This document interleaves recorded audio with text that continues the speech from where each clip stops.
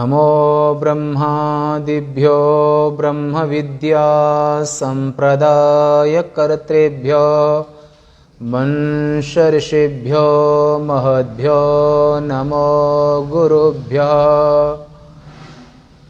भद्रं कर्णेभिः शृणुयाम देवाः भद्रं पश्येमाक्षभिर्यजत्राः स्थिरैरङ्गैस्तुष्टुवागुंसस्तनूभिर्यशेम देवहितं जदायुः।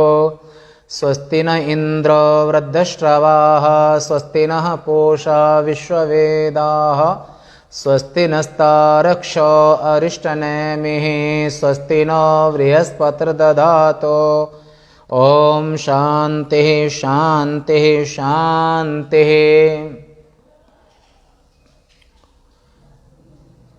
महाकाल वनांतर्गत उपनिषद आश्रम उज्जैन से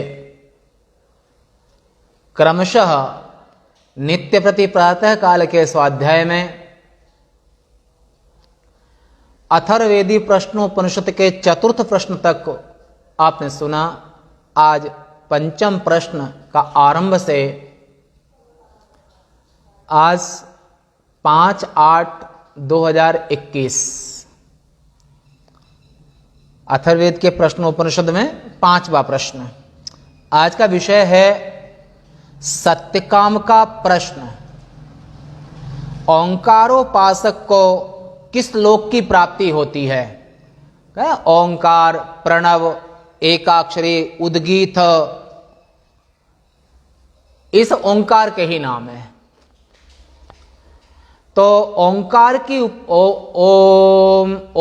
की उपासना करने से, ओंकार का जप करने से, ओंकार का ध्यान करने से, ओंकार की साधना करने से शरीर छूटने के बाद, मरने के बाद किस लोक की प्राप्ति होती है, ये प्रश्न आज का है। आज का विषय है कि ओंकारोपासक को किस लोक की प्राप्ति होती है मरने के बाद। मूल श्रुति का पाठ कर लेते हैं। अथ हैनं शैभ्यः सत्यकामः पप्रक्ष स योह वै तद भगवन्मनुष्येशो प्रायणान्तं ओंकारमभिध्यायीत कतमं भाव सत्येन लोकं जयतीते।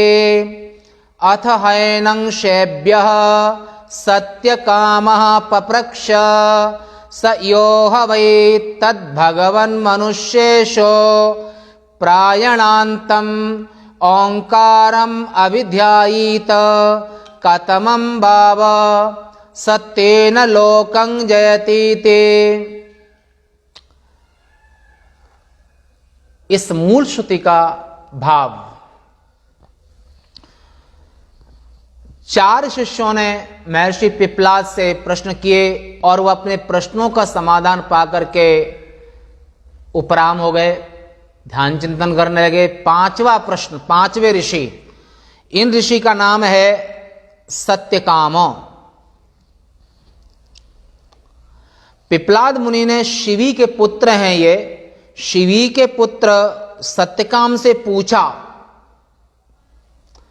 भगवान मनुष्यों में जो पुरुष प्रयाण पर्यंत, माने मरते दम तक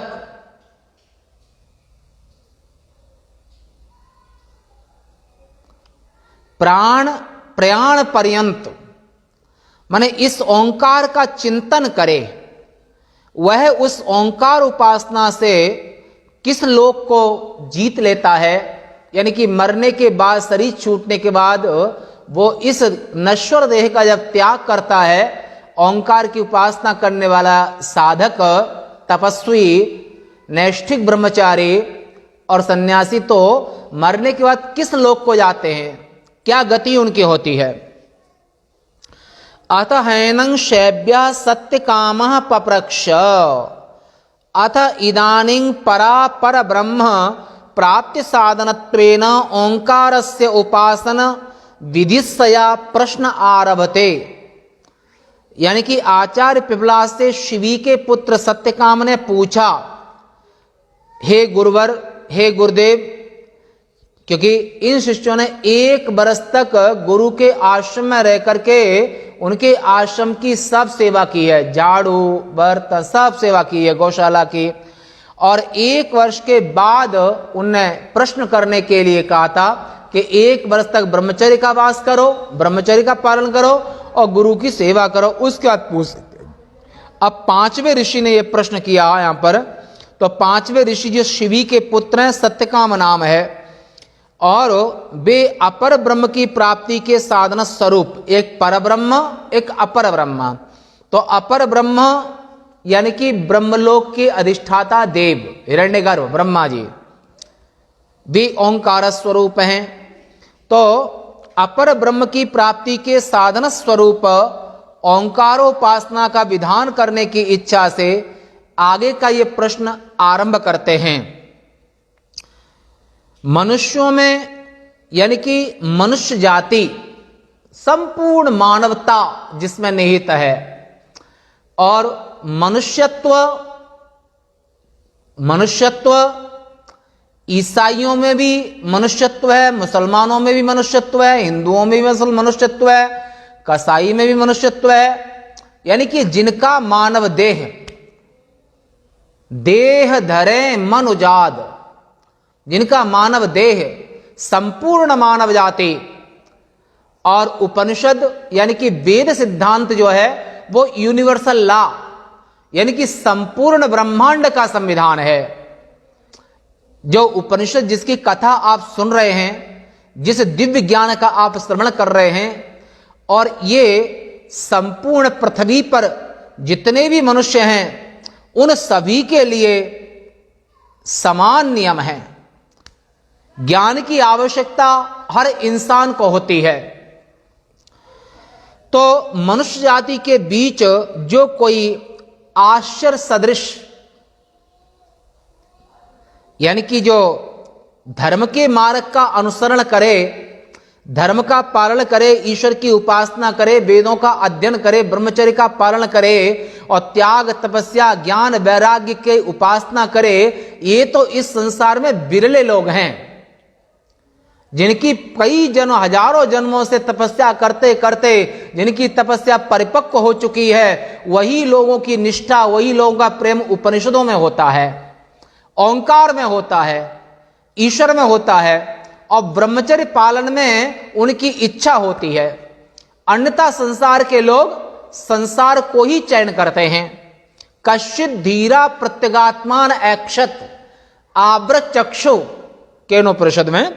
तो कोई धीर पुरुष होता है, बहुत से जन्मों का पुण्य जब इकट्ठा हो जाता है तब वो ज्ञान और वैराग्य की उपासना करता है, जिसमें ज्ञान वैराग्य उसके दिल में होता है, और वो ओंकार की उपासना के लिए घर द्वार परिवार के लिए इतना ही नहीं, माता पिता भाई बंधु दोस्त दुश्मन जननी जनक बंधु सुतदारा तनु धन भवन सुहृद परिवारा सबकी ममता ताग बटोरी मम पद मन ही बांधि वर डोरी समदर्शी इच्छा कचुनाही हर शोक नहीं भय मन माही ते सज्जन मम उर बस कैसे लोभी हृदय बसे धन जैसे।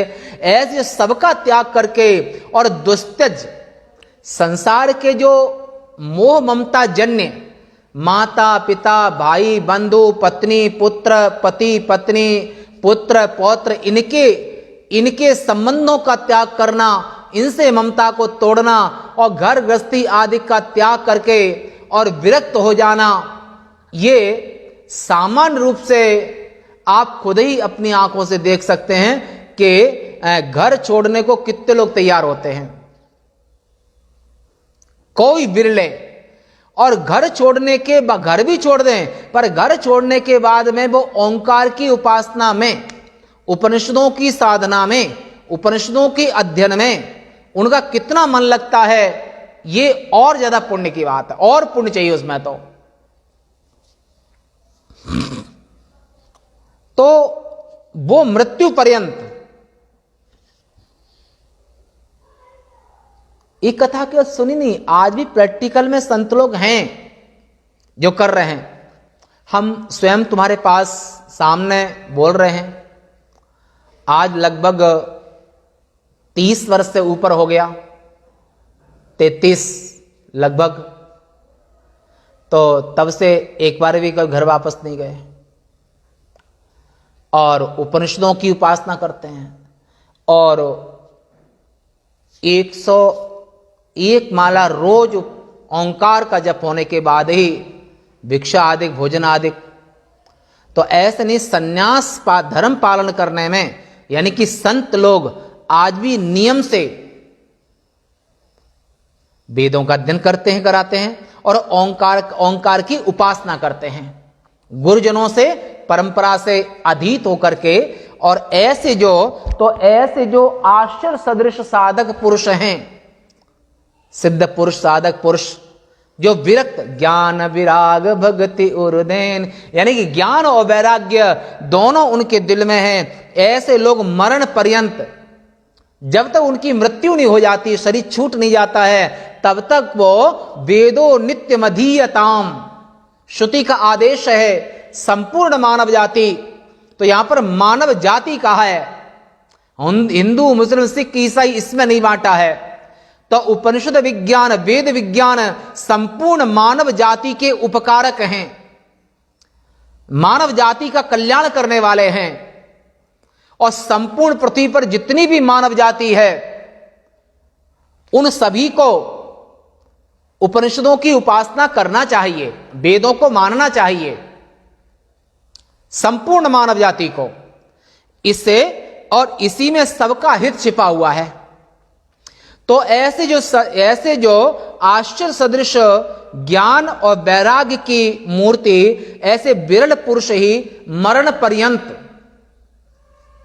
माने मृत्यु पर्यंत आसुप्तेरा मृतं कालम, हमारे पूज्य गुरुदेव नैमिषारण्य के स्वामी हरिहरण सरस्वती जी महाराज, पूज्य गुरुदेव हमेशा स्वयं तो साधना करते ही करते हैं और हम लोगों को जो उन्होंने शिक्षा दी है तो उस शिक्षा में और गुरुदेव का दिया हुआ जो प्रसाद वही आप ग्रहण कर रहे हैं। और वो गुरुदेव स्वयं भी साधना में हमेशा रत रहते थे, परंतु उन्होंने ज्ञान और वैराग्य ये विरक्त के, सन्यासी के, ये दोनों श्रृंगार हैं। ओंकार उनकी आत्मा है। जो ऐसे जो विरक्त महापुरुष हैं वे ओंकार का ध्यान चिंतन कब तक करें? आसुप्तेरा मृतं कालम, जब तक शरीर न छूट जाए, जब तक नींद न आ जाए। आसुप्तेरा मृतं कालम, तब तक उपनिषद जो ओंकार स्वरूप ब्रह्म की, एकाक्षरी ब्रह्म की उद्गीतम अविध्यायित, उद्गीत स्वरूप प्रणव की उपासना मानव मात्र करना चाहिए। परंतु अधिकारी भेद से एक गुरुजनों से समझे कि तुम्हारे लिए कौन सी साधना उपादेय है और वो साधना करना चाहिए। तो यावत जीवन ओंकार का अभिध्यान अर्थात मुख्य रूप से चिंतन करे, मनन करे, निधिध्यासन। निधिध्यासन का अर्थ होता है कि अनात्माकार वृत्ति का बाध करके, अनात्माकार वृत्ति न आत्मा अनात्मा, यानी कि काम क्रोध आदि के आकार की जब वृत्तियां हों तो वहां से मन को रोक करके और सत्य स्वरूप, चिद स्वरूप, आनंद स्वरूप, प्रणव स्वरूप ओंकार का ध्यान चिंतन करे, मुख्य रूप से चिंतन करे। किस लोक को जीत लेता है तब वो? आखिर किस लोक को जीतता है? और इंद्रियों को बाह्य विषयों से हटा करके और चित्त को एकाग्र करके उसे भक्ति के द्वारा, माने प्रेमा भक्ति के द्वारा, विश्वास के द्वारा, श्रद्धा के द्वारा, स्नेह के द्वारा, और स्नेह के बिना माने भक्ति के बिना बिन विश्वास भगति नहीं, तेहि बिन द्रवय न राम। बिना विश्वास के भक्ति नहीं होती है और भक्ति के बिना भगवान नहीं मिलते हैं। इसलिए अंदर में श्रद्धा, प्रेम, भावना और जो तुम्हारे लक्ष्य में, तुम्हारे प्रेम, तुम्हारे भगवत प्राप्ति में बाधक बने, उसके प्रति तजिए ताहि कोटि बैरी सम, यद्यपि परम स्नेही तजो पिता प्रहलाद विभीषण बंधु भरत महतारे, बलि गुरु तजो तजो व्रज बनितन भय मुद मंगलकारी, तजिए ताहि कोटि बैरी सम।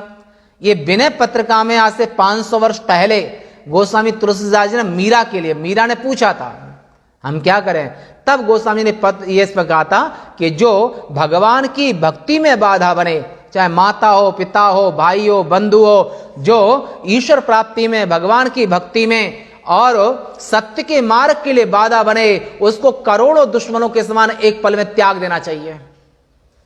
तजिए ताहि कोटि बैरी सम, यद्यपि परम स्नेही, उदाहरण किन किन ने छोड़ा, बलि गुरु तजो, भगवान के मिलन में, भगवान की भक्ति में, भगवान के स्नेह में, भगवान से प्रेम करने में बलि के बीच में गुरुदेव शुक्राचार्य आ गए। बलि गुरु तजो, तो बलि ने गुरु को छोड़ दिया। तजो ब्रज बनितन, ब्रजांगनाओं ने अपना सब कुछ त्याग दिया केशव की भक्ति के लिए, श्याम सुंदर की भक्ति के लिए, नारायण की भक्ति के लिए, उनसे मिलन के लिए। मीरा ने अपने राजमहल त्याग दिए। बलि गुरु तजो तजो ब्रज बनितन, और भरत महतारी, और भरत ने अपनी माता को त्याग दिया। जो करे न सहज सहाय, श्रीमद् भागवत महापुराण में भी आप 5वें स्कंद में जो ऋषभ देव ने अपने 100 पुत्रों को और पुत्र वधुओं को और पौत्रों को जो उपदेश दिया है वो श्रवण करने योग्य है। तो वहां पर जो जैन दर्शन के प्रथम तीर्थंकर ऋषभदेव भगवान हुए हैं, श्रीमद् भागवत के 5वें स्कंद में आपने सुना होगा। तो उन्होंने कहा है कि माता न सस्यात, पिता न सस्यात, स्वजनो न सस्यात।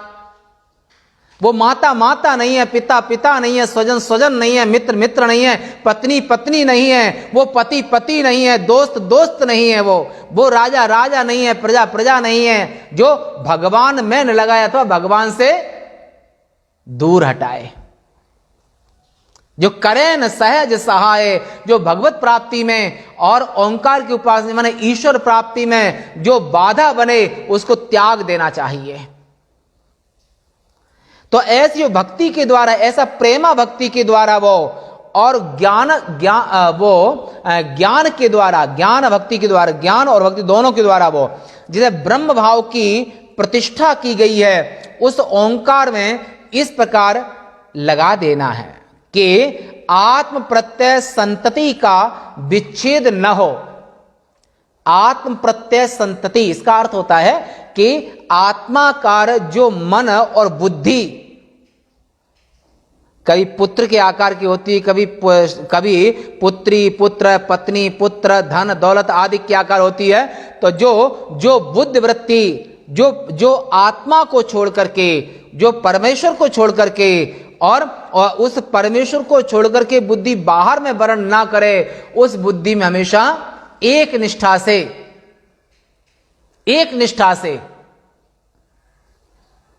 क्या बुद्धि का निश्चय एक ही हो।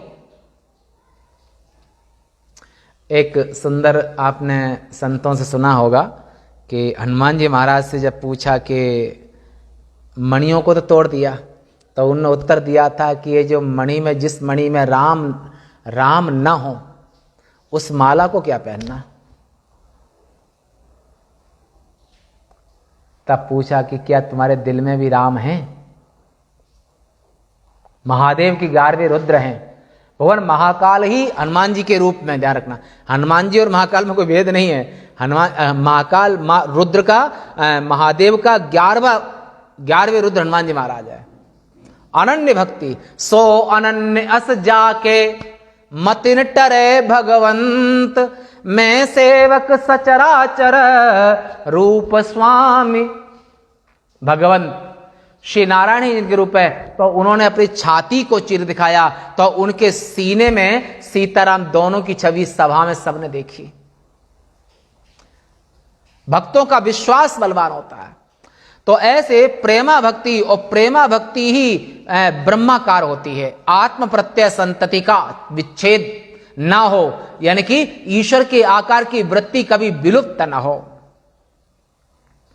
भिन्न जातीय प्रतीतियों से उसमें बाधा ना आवे और वह वायुहीन स्थान में रखे हुए दीपक की शिखा के समान स्थित हो जाए, ऐसा ध्यान ही अभिध्यान शब्द का अर्थ यहां पर लेना चाहिए। अभी उपसर्ग पूर्वक यहां पर, तो यहां पर यानी कि जैसे दीपक रखा है तो यहां पर हवा नहीं चलेगी तो दीप जलता रहेगा, और हवा चलेगी दीपक बुझ जाएगा, तो यहां पर निवात दीपवत, यानी कि संसारिक काम क्रोध लोभ मोह आदि की हवा आकर के और ईश्वराकार ब्रह्माकार रामाकार भय तिनके मन, ये ब्रह्म रामाकार जो मन परमात्मा का वर्ण जिस मन ने किया है, जिस बुद्धि ने किया है, वो वृत्ति वो निश्चय कभी घटे ना, वो अटल होके रहे। और इसका नाम है ध्यान। लोग तो ध्यान न जाने क्या क्या व्याख्या करते रहते हैं। आप ध्यान के यहां देख लेना कि प्रश्नोपनिषद के 5वें प्रश्न में पहले मंत्र में ध्यान भाष्यकार के अनुसार देखना कि ध्यान किसे कहते हैं। ध्येयिक गोचरावृत्ति, ये योग दर्शन में पतंजलि ऋषि ने ध्येयिक गोचरावृत्ति तैल धारावत, एक पात्र नीचे एक पात्र ऊपर और तैल की धारा गिर रही है तो धारा टूटे नहीं, ऐसे ही साधक का जो मन है उसमें बीच में कोई व्यवधान ना आए। ईश्वर का लगातार चाहे नाम जप हो, स्वरूप चिंतन हो, रूप चिंतन हो, किसी भी प्रकार से वो ईश्वर का, तुम्हारा मन तुम्हारी बुद्धि ईश्वर के आकार की हो, ये है अभिध्यान शब्द का अर्थ। ब्रह्माकार रामाकार, ये अभिध्यान शब्द का अर्थ यहां पर लेना चाहिए। सत्य, ब्रह्मचर्य, अहिंसा, अपरिग्रह, त्याग, संन्यास, शौच, संतोष, निष्कपटता, छल कपट से रहित अंतःकरण, निष्कपटता आदि अनेक यम नियमों से संपन्न होकर के, इन सब नियमों से संपन्न होकर के, संन्यास लेकर संपन्न होकर के, यावत जीवन, जब तक श्वास रहे, जब तक नींद ना आए, यावत जीवन ऐसा व्रत धारण करने वाले को भला कौन सा लोक प्राप्त होगा, ये प्रश्न यहां तैयार होता है। जो ऐसी कठोर साधना करता है और उसके यहां पर सर्दी गर्मी वर्षा कोई प्रभाव नहीं होता है। जिन लोगों ने देखा है, हम तुम्हारे सामने हैं, उज्जैन रहते 13 वर्ष हो गए, 13 वर्ष में यहां पर उज्जैन रहते रहते तो सुबह 6-7 बजे डेली महाकाल के कैमरे में आप देख सकते हो। किसी विशेष व्यवधान को छोड़ करके, या बाहर हैं वो तल, जब तो यहां पर हैं और यहां अभिषेक पूजन करके फिर महादेव का अभिषेक। तो साधकों का ये इसलिए कि आप सब साधक हैं, कोई हमारे बहुत सारे शिष्य हैं, फॉलोवर हैं, आप साधक, इसलिए आपसे ये बात बोल रहे हैं, क्योंकि प्रैक्टिकल प्रमाण सबसे बड़ा प्रमाण होता है। अभी भी 16 घंटा रोज लगभग कार्य साधना में, चाहे स्वाध्याय के रूप में, अभिषेक के रूप में, जप के रूप में, किसी भी रूप में। ये इसलिए कि जो प्रैक्टिकल संत का जीवन होता है, प्रैक्टिकल जो साधना होती है वो प्रभावी होती है। इसलिए जो यहां लिखा है वो आज भी आप प्रैक्टिकल हमारे साथ रह करके रोज देख सकते हैं।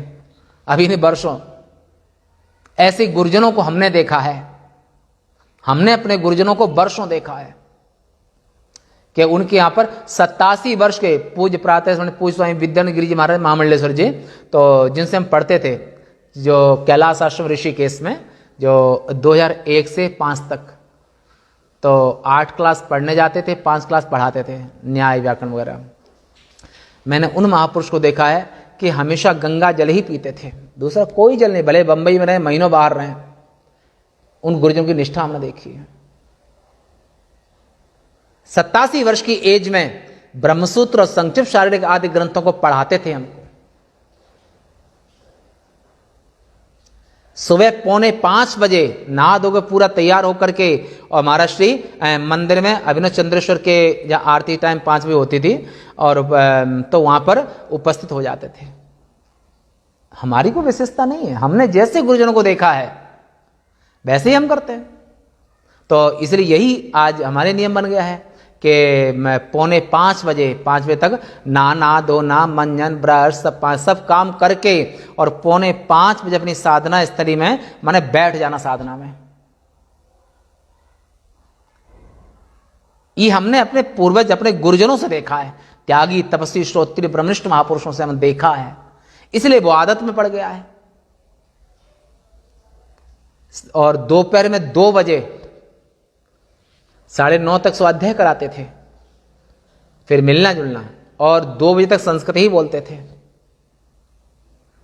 और 2 बजे दिन के 2 बजे विश्राम करके टाइम से वर्षों देखा, 2 बजे टाइम से उठ करके 2 बजे वो क्लास शुरू हो जाती थी उनके, 2 बजे सबका मिलना जुलना शुरू हो जाता था।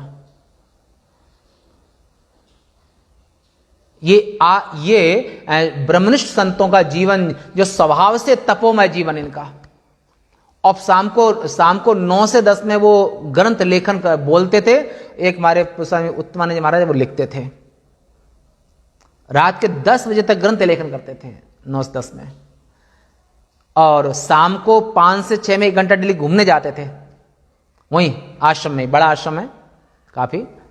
तो वो जो है 87 वर्ष की एज की बात है। अगर साधना है, संयम है और आपने व्यवस्थित रूप से ब्रह्म परमात्मा चिंतन किया है तो आपके यहां पर शरीर भी आप काम करेगा, मन भी काम करेगा, बुद्धि भी काम करेगी, आपका मनोबल भी तेज होगा अगर धर्म का पालन किया तो ऐसे संतों को हमने एक नहीं बहुत संतों को देखा। हमारे यहाँ नैमिषारण्य श्री ब्रह्म विज्ञान पीठ में हम पूजा करते थे, ललिता त्रिपुर सुंदरी राजराजेश्वरी। तो वहाँ पर हम बड़े पेड़ 2-3 पेड़ और थे, तो वहाँ पर पूज्य स्वामी महाराज के सानिध्य में संरचना प्रातः स्मरणीय श्रोत्रिय ब्रह्मनिष्ठ स्वामी हरिहरानंद सरस्वती जी महाराज, तो 99 और 2000 लगातार वो, तो वहाँ पर लगातार विशेष साधना थी 2 वर्ष की वहाँ पर। तो 3:45 में उठते थे, 3:45 बजे मंदिर पहुंच जाते थे, और 3:45 से 4 बजे तक 15 मिनट प्रभाती होती थी, और ठीक 4 बजे मंगला आरती होती थी। हम स्वयं करते थे वर्षों की। और गुरुदेव का आशीर्वाद। तो ऐसे ही बिन महत पद चरण रजाभिषेकम, श्रोत्रिय ब्रह्म संतों के चरण सानिध्य के बिना कोई अपने आदतों को सुधार ले ऐसे वैसे, क्योंकि बहुत सारी चीजें हमें अपने बड़ों से देख करके स्वभाव से मिल जाती हैं। बलवत इंद्रिय ग्राम हो, बड़ा अज्ञानी व्यक्ति की इंद्रिय ग्राम इतना बलवान होता है, ज्ञानी सबकी होती हैं, तो उनको सुधार करना।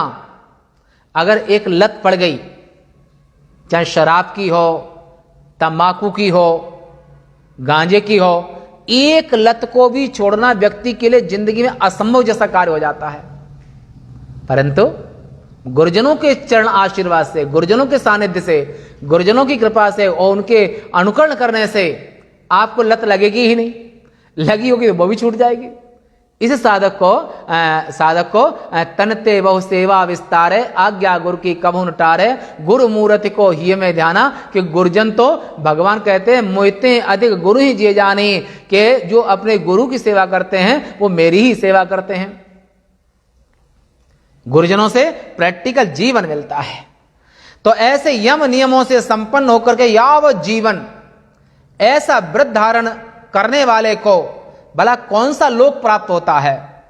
क्योंकि ज्ञान और कर्म से प्राप्त होने योग्य तो बहुत से लोग हैं, उनमें उस ओंकार चिंतन द्वारा वह किस लोक को जीत लेता है? ओंकार की उपासना से। शेष बार तक कल उत्तर, कल से बड़ा है, थोड़ा सा धीरे चलेगा ना। शंकरम शंकराचार्यम केशवम बादरायणम सूत्रभाष्य कृतौ वंदे भगवन्तौ पुनः पुनः। ईश्वरो गुरुरात्मेति मूर्तिभेद विभागिने व्योमवद्व्याप्तदेहाय दक्षिणामूर्तये नमः।